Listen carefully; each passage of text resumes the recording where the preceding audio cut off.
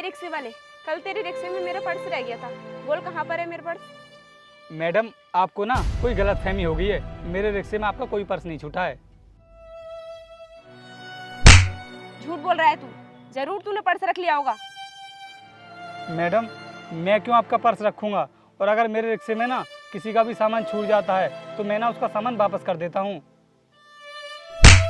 हमें ईमानदारी दिखा रहा है। उस पर्स में इतने पैसे थे, उन्हें देखकर तेरे मन में लालच आ गया होगा। नहीं मैडम, ऐसी बात नहीं है।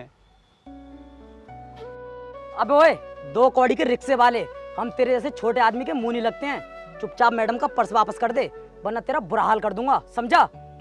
साहब, मैं सच बोल रहा हूँ, मुझे पर्स के बारे में कुछ भी नहीं मालूम। तो तू ऐसे नहीं बताएगा। मुझे लगता है यहाँ पर पुलिस को बुलाना ही पड़ेगा। फिर तो बताएगा ना तू। अभी पुलिस को कॉल करता हूँ। साहब, आप किसी को भी बुला लीजिए, मैं सच बोल रहा हूँ, मेरे रिक्शे में ना कोई पर्स नहीं छूटा है। विक्रम, तुम पुलिस को बुलाओ। जब पुलिस इसे जेल में डालेगी ना, तब जाके ये अपना मुंह खोलेगा। अरे सर का कॉल क्यों आ रहा है? जी सर। ठीक है सर, मैं समझ गया। विक्रम, क्या हुआ? तुम साइड में हो, मैं चाहता हूँ। क्या हुआ? अनुष्का, अभी हमें यहाँ से निकलना होगा, क्योंकि सर का फ़ोन था और सर बोल रहे थे हमें माल किसी गाड़ी से नहीं बल्कि रिक्शे से पहुँचाना है। तो फिर हम इसी के रिक्शे से पहुंचा देते हैं ना। फंसेगा तो यही फंसेगा।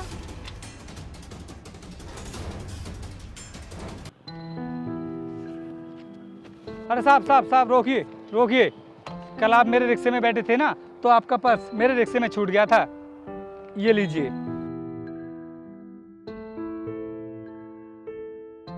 धन्यवाद। तुम तो बहुत ही ईमानदार हो। तुम थोड़े बहुत पढ़े लिखे हो क्या?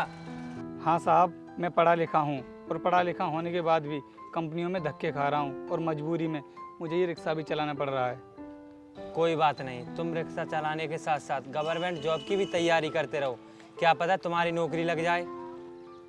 ठीक है साहब, अब मैं चलता हूँ।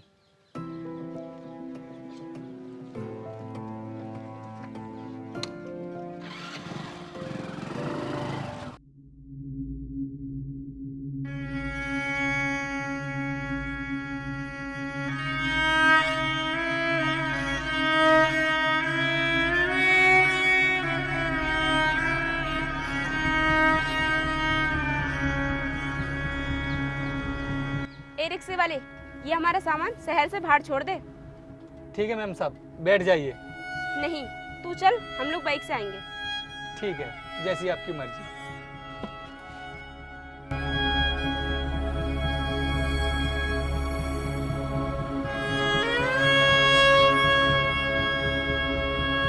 वीर, उस रिक्शे वाले ने हमें पागल समझ रखा है क्या?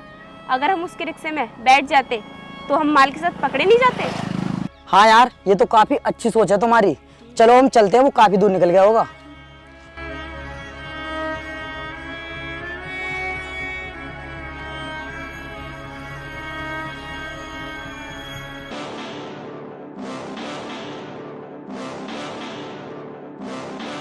अनुष्का, बॉस का फ़ोन आया था मेरे पास। हमारा माल ना ठीक ठाक पहुंच गया, और हम कल के लिए भी ना वही टेक्निक लगाएंगे।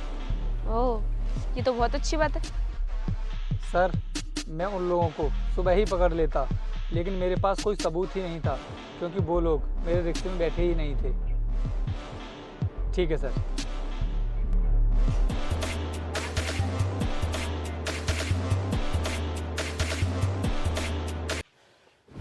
अबे वो 2 कौड़ी के रिक्शे वाले, हमारा ये सामान शहर से बाहर पहुंचा दे, जैसे कि तूने कल पहुंचाया था।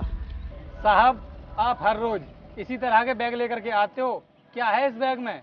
इस बैग में कुछ भी हो, तुझे इस बात से कोई मतलब नहीं है। तेरा काम है इसे पहुंचाना, और वो पूरा कर। और वैसे भी इस काम के हम तुझे पैसे देते हैं। और हाँ, बड़े लोगों के काम में इंटरफेयर नहीं किया करते। जी मैडम। और हाँ, तू अपने काम से काम रखा कर, इन फालतू चीज़ों पर ध्यान मत दिया कर। आप लोगों की बातों को सुनकर मुझे ऐसा लग रहा है कि जरूर आपके बैग में कोई 2 नंबर का सामान है। देख, अपनी औकात में रहकर बात कर। और जो तू बोल रहा है ना कि इस बैग में 2 नंबर का सामान है, ऐसा कुछ भी नहीं है। तेरा काम है इसको पहुंचाना, इसको टाइम से पहुंचा दे तू।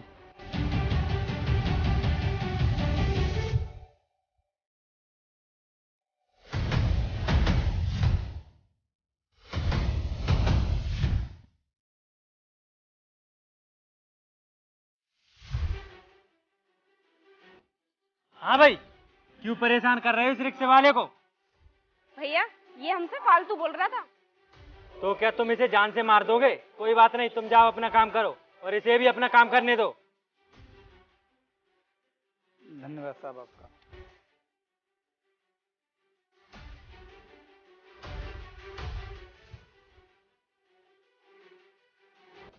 मैं उस आदमी को बहुत अच्छे से जानता हूँ, वो बहुत ईमानदार है, लेकिन वो दोनों लोग 2 नंबर का काम करते हैं।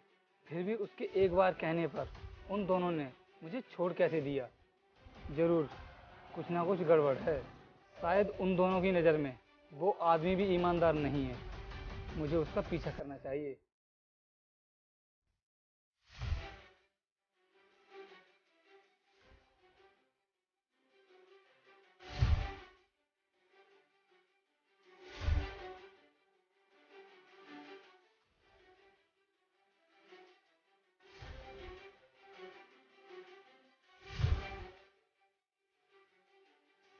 चल उतर नीचे। बता मुझे, कौन है तू? मतलब मैं कौन हूँ ये तू पूछ रहा है? सब कुछ जानता है तू मेरे बारे में। तूने लोगों को धोखे में रखा है, लेकिन तेरा असली रूप कुछ और ही है। ये तू कह रहा है ना, वो कुछ समझ नहीं आ रहा मेरे। वो दोनों तेरे एक बार कहने पर वहाँ से क्यों चले गए? तो मैंने तुझे बचाकर कोई गुनाह कर दिया क्या? सुन, मैं शहर का ना एक इज्जतदार आदमी हूँ। वो किसी इज्जतदार की इज्जत करना नहीं जानते, वो तो बस मरने मारने पर अड़े रहते हैं। तुझे क्या लगता है कि कौन हूँ मैं, और तू साबित क्या करना चाहता है? तो सुन, मैं IPS राणा हूँ, और इससे पहले कि मेरे दिमाग की बत्ती जले, तू ना सब कुछ सच सच बता दे। क्या IPS राणा जो एनकाउंटर करने में स्पेशलिस्ट हैं? हाँ, और इससे पहले कि मैं तेरा एनकाउंटर करूँ, तू ना सब कुछ सच सच बता दे। जी सर, अभी बताता हूँ। वो ना मेरे लिए ही काम करते हैं, मैं उनका बॉस हूँ। वैसे बहुत अच्छा नाटक कर लेता है तू। सच में मैं तो तुझे ईमानदार आदमी समझ रहा था। सर, इस धंधे में ये सब करना पड़ता है। अगर ये सब नहीं करता ना तो मैं आज जेल में होता, लेकिन अफसोस आज तुमने मुझे पकड़ ही लिया।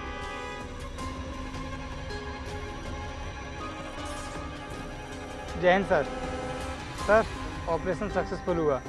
मैंने उस गैंग के बॉस को तो पकड़ लिया है, और बाकी की टीम को हम बहुत जल्द पकड़ लेंगे। जी सर, आप जल्दी से गाड़ी भिजवा दीजिए। ओके।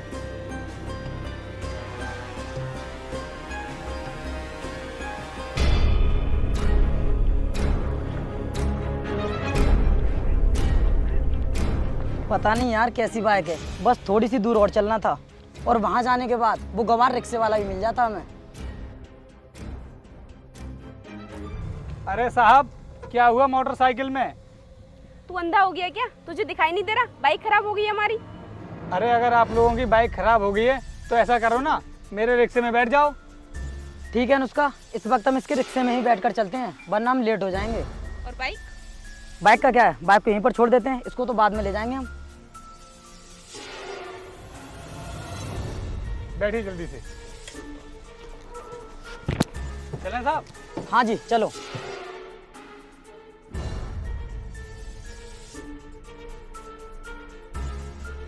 अरे अनुष्का, आगे तो पुलिस खड़ी है, अब हम क्या करें?